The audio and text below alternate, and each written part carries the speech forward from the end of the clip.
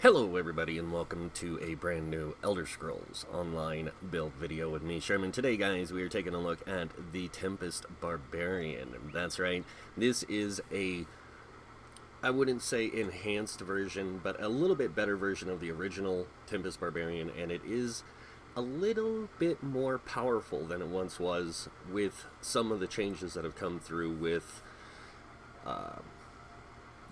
the class changes and stuff like that. So we'll get into it, we'll take a look at it, and I hope you guys enjoy it. So let's do that right now. So the Tempest Barbarian is a Nord Sorcerer, and it is a stamina build. That's why we have 64 points into stamina. As you can see, we have 17,000 magicka, 21k health, 32,000 stamina, with a 1439 stam recovery. Kind of a low mag recovery, but we don't really need to worry about that because we're not using magicka too much except for to like protect ourselves.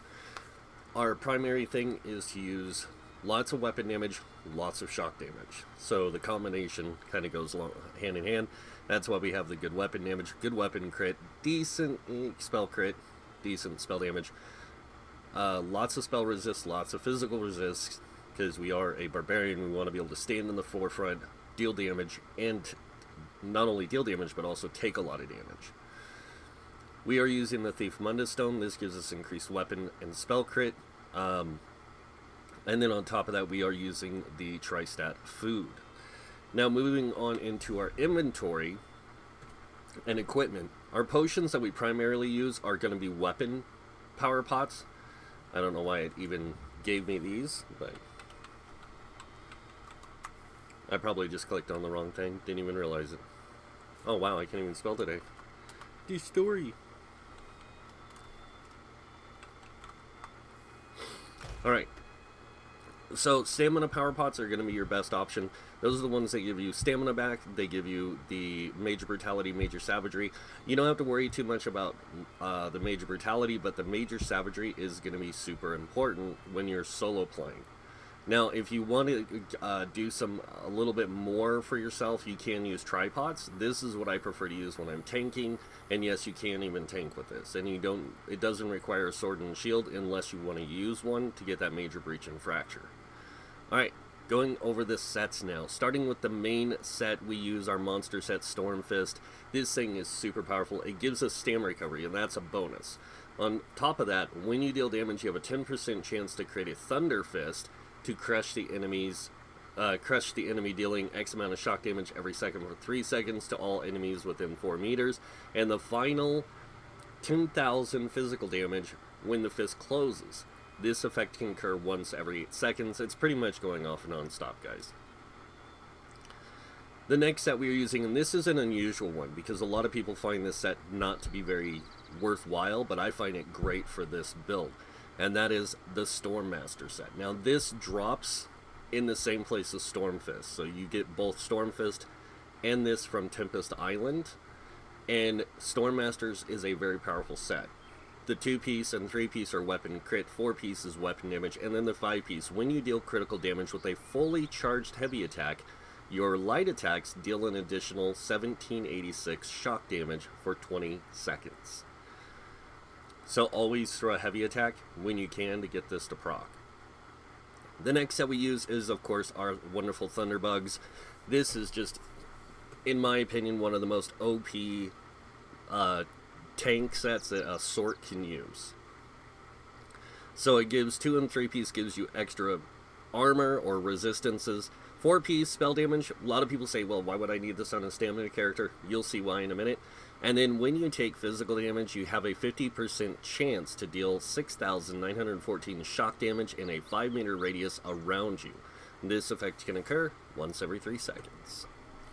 Alright, now that I've shown you guys that, we're going to go over the traits and the enchants and the armor types that we have on each piece. So starting with the helm and shoulders. These are heavy and light pieces. The rest of the body is medium. But the helm and shoulders, you're definitely going to want light and heavy because you are wearing a 5-piece medium armor drop set. This is not a crafted set, so. Go heavy on the helm, reinforced if you can do that. Sorry about that.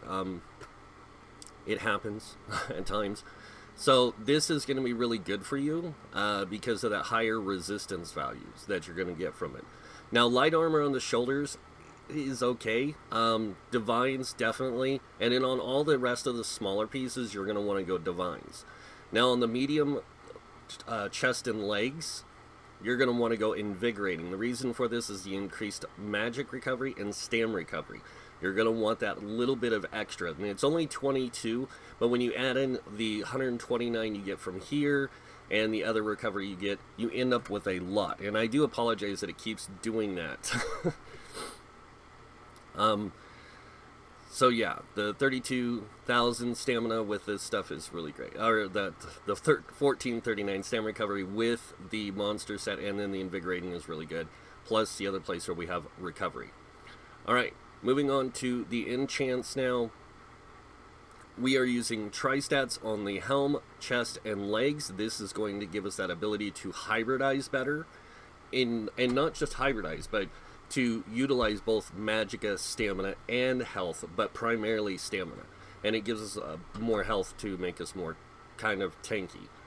The next thing is that we have the divines pieces are all stamina, and that is to give us the higher stamina pool.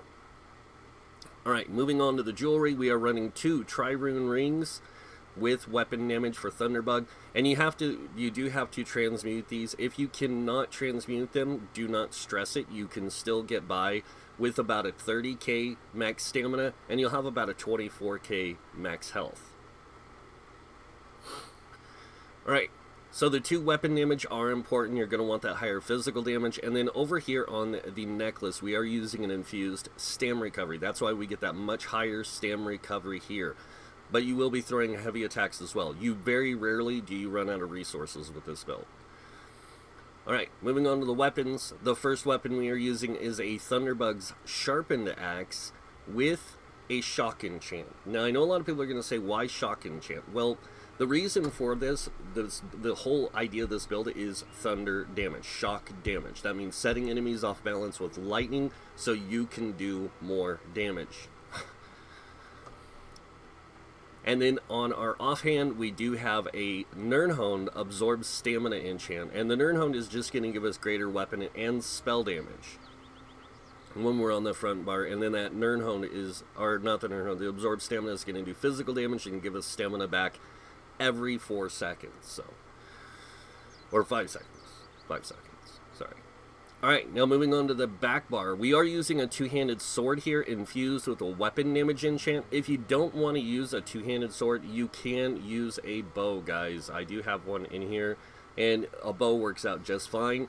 I just prefer the two-handed because of the way this build plays. It's a very up close, because you want to get hit. So Thunderbug will proc. And Thunderbug will proc even if you have a damage shield on yourself. So, and this build is made to be up front. So even in dungeons, you're going to be in the midst of the fight. You're not going to be moving around a lot. Unless you're dodge rolling. And then that's just to get out of the red death circles of death. This is primarily like, this thing is almost unkillable. It's crazy.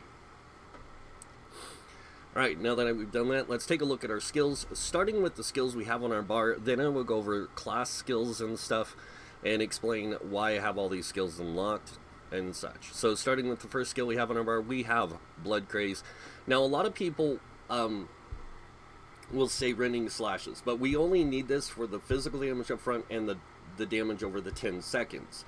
But our main thing is that heal. So you also heal for 7,075 health over the duration.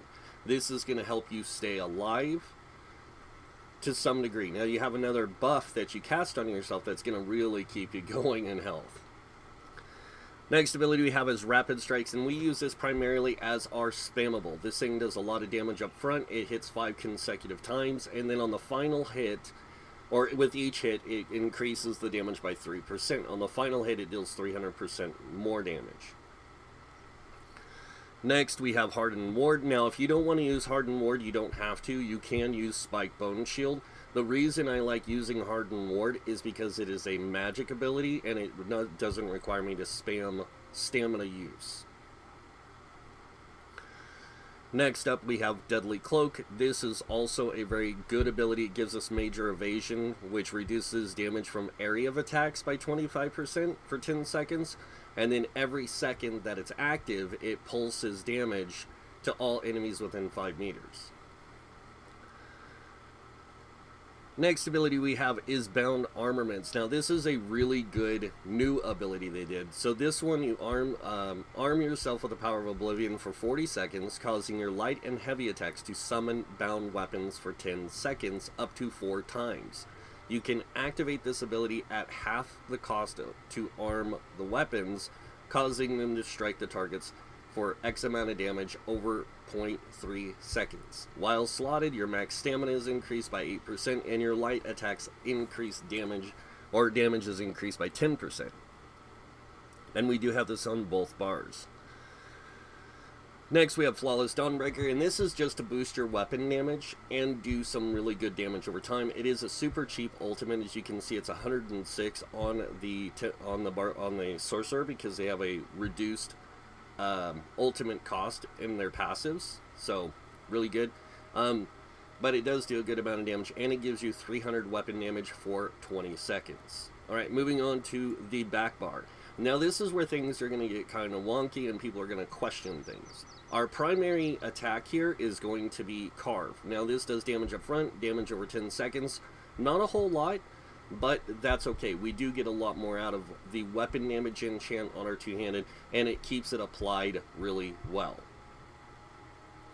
Our next ability is Liquid Lightning. Now this doesn't do a lot of damage, but it does last for 14 seconds, and an ally can activate a synergy from it. So this is really good, not only for when you're solo playing, but when you're playing in a group as well. Next ability we have is Critical Surge. This gives you both Major Brutality and Sorcery, increasing weapon and spell damage by 20% for 33 seconds.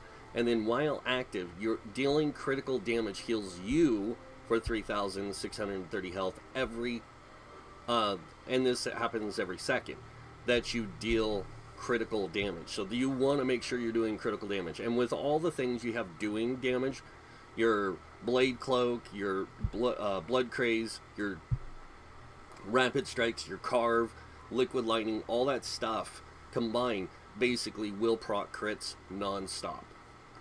And of course, our next ability will also proc a lot of crits, and that is Hurricane. Now this creates a storm around you, basically, of wind, dealing physical damage every second for 15 seconds. The wind grows in damage and size up to 150% more damage and 9 meters in size.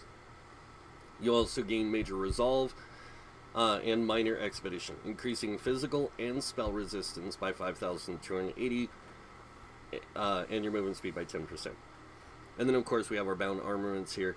And then the last ability we have is our super ultimate, and that's what I like to call it, and that is the Greater Storm Atronach. And that's because this thing will call down a Storm Atronach that does 8,000 shock damage and stuns enemies for 3 seconds. The Atronach zaps the closest enemies, dealing our closest enemy dealing 3,857 shock damage every second. And then an ally, and this is where group play comes into retrospect with this, they can activate the synergy Charge Lightning, granting the ally and the Storm Atronach Major Berserk, increasing their damage done by 25% for 8 seconds. So that is the Tempest Barbarian skills. Now I'm going to talk about the class skills and passives and all the other stuff that I have unlocked on this. And somebody asked me why I unlock all these things. It's primarily so I can use these abilities in different situations. Like if I'm playing PvP, I can use Shattering Prisons. This is a great CC, and it also explodes and does magic damage. So, but Suppression Field, really good ultimate for stopping enemies from casting spells, and then also to stun players. And it's also it does damage over time, so that's another benefit. Next, we have Crystal Blast. A lot of people will say this is a garbage skill. For the way this build is set up, Crystal Blast is really good because you can cast this at a pack of enemies before you go in to fight, and it'll hit one and explode and hit the others. So it's kind of a nice, like, trash pack starting a fight thing. Shattering Prison, like I said, great CC, and it deals magic damage after it ends. Then we have Defensive Ruin. This is primarily for PvP. Then we have Dark Deal. We can use this for resource management, like if we're tanking or if we're just doing a dungeon, soloing, that kind of stuff. If you need that extra heal, you can equip this. I don't really use it. Daedric Minefield. This is a really good one for not only PvE, but also PvP. PvP primarily, that you can put instead of like Liquid Lightning. And then on to Dark Summoning, we have the Greater Storm Atronach, and I do have all the class passives unlocked, just so you guys can see, primarily because I use a lot of skills from different trees. Then we have the Greater Storm Atronach, the Summon Volatile Familiar. Now this does shock damage, and a lot of people will be like, wouldn't the Clan Fear be better? It's really up to the player on that fact. I like the Volatile Familiar. I do swap it out sometimes for the Liquid Lightning, just so I have a pet out that can do some extra damage. I also use Daedric Prey because it can also cause the enemy to active to do more damage against that target. Summon Twilight Matriarch. I use this for kind of like a self-heal, that kind of thing. If I'm in a really sticky situation and I'm having trouble, I can call this out. But when I do have to give up an extra bar slot, and that kind of sucks. So we do have Hardened Ward. This is our primary shield for mitigating damage. And then we have Bound Armaments, which is a really cool ability now. Moving on to Storm Calling, Power Overload. This is what another ultimate I like to use because it does a lot of shock damage, and it is an ultimate, so it scales off of it scales off your highest stats, so stamina and weapon damage. Mage's Wrath. This is kind of it's supposed to be an execute, but it's more like, hey, I'm going to deal shock damage to you and your nearby allies when it kills you. So something else I will switch out for Liquid Lightning. Then we have our Hurricane, our Liquid Lightning, we have Crit Surge, and then of course we have Streak for in PvP. Alright, moving on to weapons. We do primarily use the two-handed and dual wield, so we have the ultimates, active abilities, and passives. For these abilities, it's really up to you on which ones you want to use. I would suggest using Carve to keep your weapon damage enchant procced. And then on the dual wield side, definitely make sure you take which ones fit you best in your playstyle. I prefer the Rapid Strikes, Blood Craze, Steel Tornado, Deadly Cloaks, and Shrouded Daggers. I do use a bow from time to time, so Ballista, Focused Aim, Arrow Barrage, Draining Shot, Bombard, and Venom Arrow. Moving on to the armor passive. So light armor, I take the top 3. This is going to help me out with my magicka stuff. Medium armor, I take all of them because this is a medium armor build, so I'm going to take all the passives. And I do use Elude sometimes in PvP. I like it for the 5 seconds of major expedition on top of the 10% minor expedition I get from my Hurricane. It really allows me to be mobile. Heavy armor, we're going to take the top 3. And then, of course, moving on to world skills, Soul Magic. The Soul Assault, Consuming Trap, and passives are really good. Fighter's Guild. Take the Ultimate, Flawless Dawnbreaker, Silver Leash, Ring of Preservation, Evil Hunter, and Barbed Trap. And you will want to take all the passives here. Now, again, any morph is susceptible to player choice. So, Mage's Guild, Ultimate, Ice Comet, Inner Light, just for if we want some extra magic, like spell damage or whatever, or max magicka instead of stamina. And then of course we have Structured Entropy, Volcanic Ruin, and Spell Symmetry. We don't really use Spell Symmetry, but we have it here if we want to, have a way of getting resources back for magicka if we're struggling, like in a dungeon or something. It's just nice to have. Also the passives. And then Sigic Order, we do yeah, you want to take all these. Alright, so Ultimate Temporal Guard, this is really good for PvP. I will swap this out for Storm Atronach. Time Freeze is another good CC for dungeon clears, things like that. Crushing Weapon is just good overall. Then we have Race Against Time. This is a great way to get Minor Force. Min Spirit, if you want to play some kind of support and stuff in your character, you can do that. And then, of course, Deep Thoughts for resource return. Now, remember, if you equip any of these, you will get the Clairvoyance. or not clairvoyance, the spell orbs, and you also get deliberation and concentrated barrier. So these 3 passives really help when you use Sigil Order. Undaunted, I take Sanguine Altar, Shadow Silk, Inner Beast, Spike Bone Shield, and Mystic Orb. Like I said, you can swap out Spike Bone Shield for the shield here, the Hardened Ward, if you want to. And another great thing is that you can also switch out Liquid Lightning for Mystic Orb if you need to. And if you're going to tank, Inner Beast is going to be your taunt.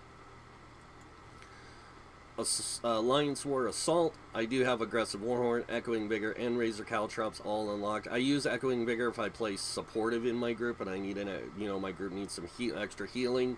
Aggressive Warhorn for when I'm playing a tank in some content, and even when I'm playing a lot of PvP, I will equip this as another ultimate instead of the Storm Atronach. So if I'm playing in a group in PvP, I can give everybody Aggressive Warhorn.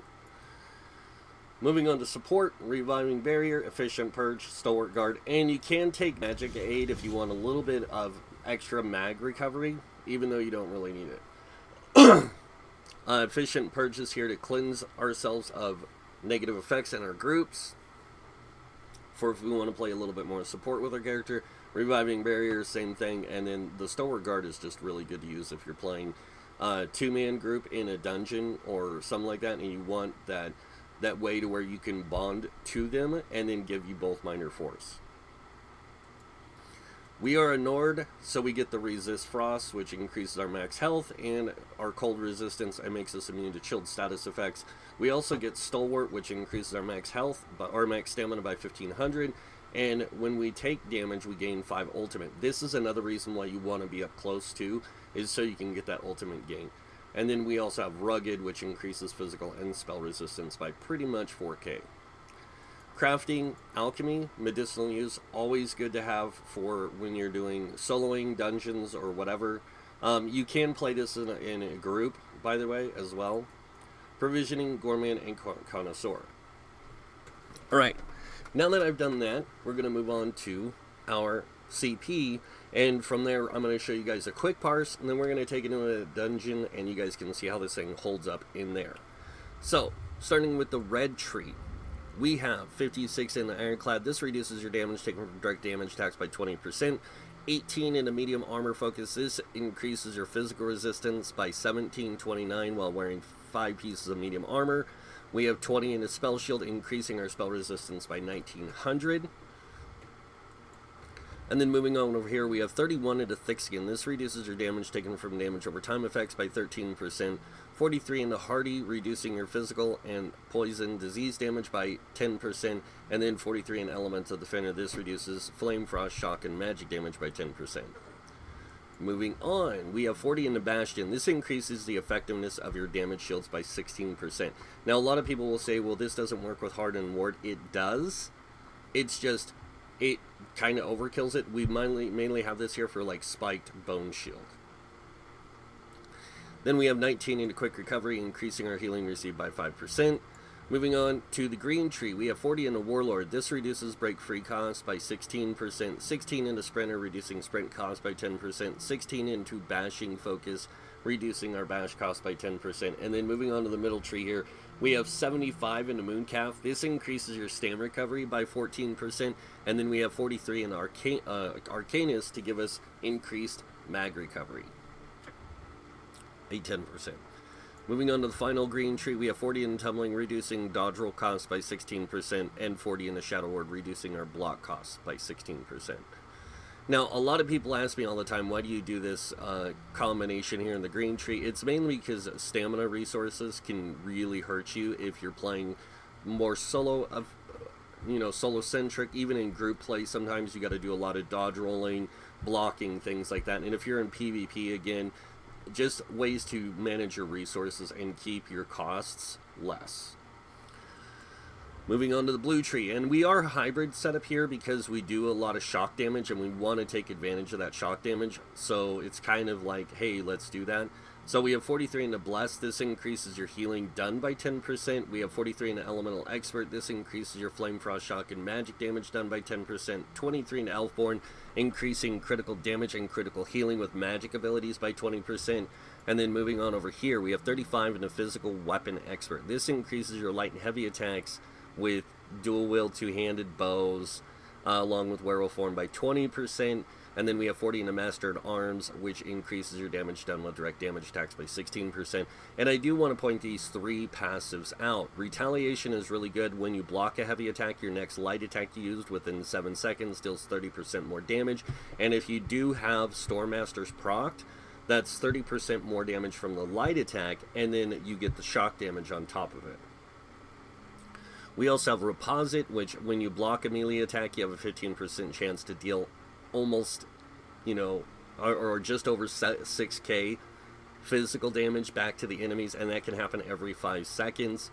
And then, of course, we have Butcher, which increases your damage done with light and heavy attacks when enemies are below 25% health by 5%. And then moving on over here, we have 43 into Mighty. This increases your physical poison disease damage by 10%. 23 into Precise Strikes, increasing your critical damage and critical healing with stamina abilities by 10%. And 20 into Thaumaturge. This increases your damage done with damage over time effects by 9%.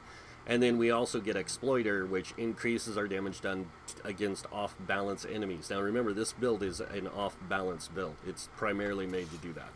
So what I'm going to do now is go down here and I'm going to do a quick parse on my favorite precursor dummy, and you guys will see like how this works. Excuse the phone ringing in the background. There's nothing I can do about it. So, alright, but let's go ahead and do this. We're going to buff up with all of our buffs, including our bound armaments. We're going to go in and start light attacking. And drop our liquid lightning, and then you're going to want a heavy attack. Swap bars.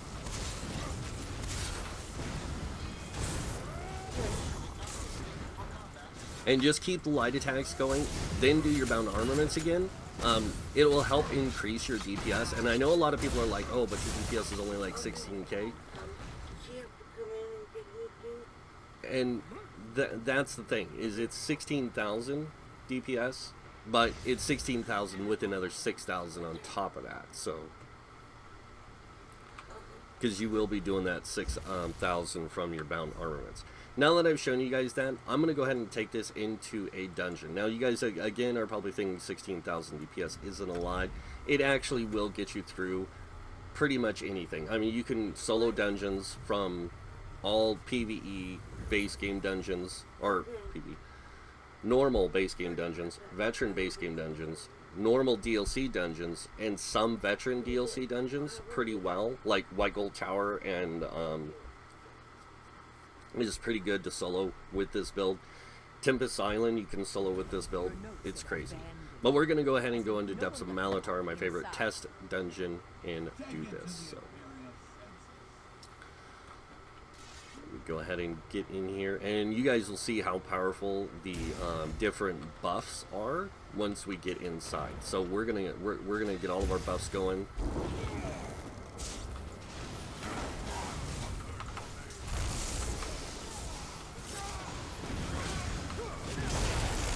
And you don't even need to use a shield really, because you heal for so much, it's ridiculous.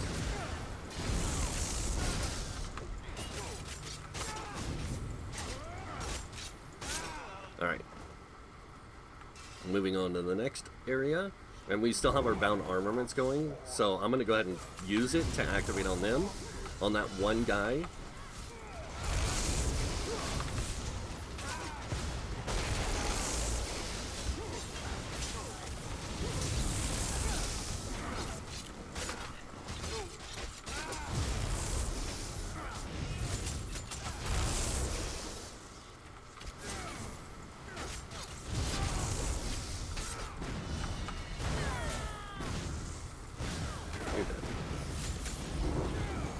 Alright.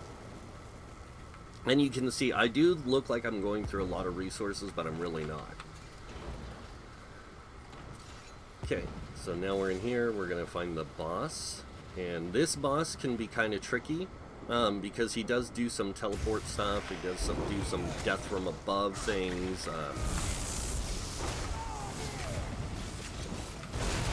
In this I will use my shield, because he will be doing that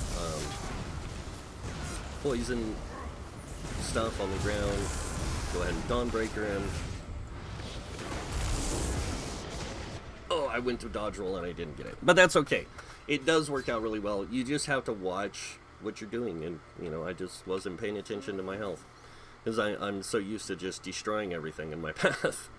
But that is the Tempest Barbarian. It is honestly one of my favorite Sorc builds I play on the live server.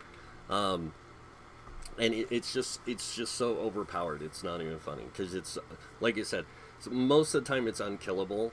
Like, it is so hard to kill this guy, even in PvP, because you've got all this healing going on from all these different damage, you know, crits and things like that. And you would think in PvP you wouldn't be critting as much. No, you crit a lot. So, but that's pretty much it for the build, guys. I hope you guys liked it. If you did, you guys know what's coming next. Go ahead and hit that like button. If you guys want to see more videos by me, you can subscribe. Other than that, I want to thank you all for watching. Until next time, have a wonderful day. And this guy might see you in game. Bye.